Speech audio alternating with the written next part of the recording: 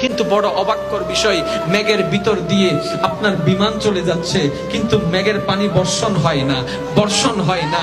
কাক চলে যাচ্ছে, পাখি চলে যাচ্ছে, বর্ষণ হয় না। এই যেন কেমন যেন তাকিয়েছে সেই মেঘের প্রতিটা ফোঁটা রবের হুকুমের দিকে। কখন জানি আমার রব হুকুম দিবে, আমি পৃথিবীর মধ্যে নিজেকে বিলীন করে দেব। যখন বৃষ্টি পড়ে, আপনারা জানেন অনেক সময় চট্টগ্রামে পানি উঠে যায়, তার মানে কতগুলা বৃষ্টি পড়ছে, অনেক বৃষ্টি ছিল। কোথায়? মেঘের ভিতরে।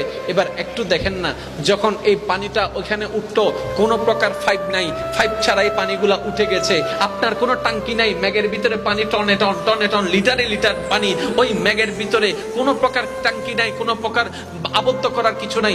এতগুলো মেঘের ভিতরে পানি রইল কিভাবে?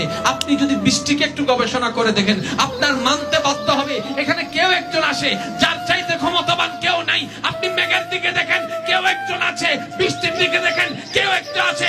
আমের বোটার দিকে দেখেন, কেউ একজন আছে। গাছের দিকে দেখেন, কেউ একজন আছে। অক্সিজেনের দিকে দেখেন, আপনার মন বলবে কেউ একজন আছে। নাইট্রোজেনের দিকে দেখেন, কেউ একজন আছে। কার্বন ডাই অক্সাইডের দিকে দেখেন, কেউ একজন আছে।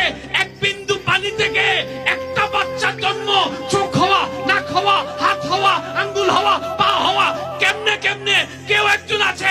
ওই কেউ একজনকে খুঁজতে থাকুন, উত্তর আসবে।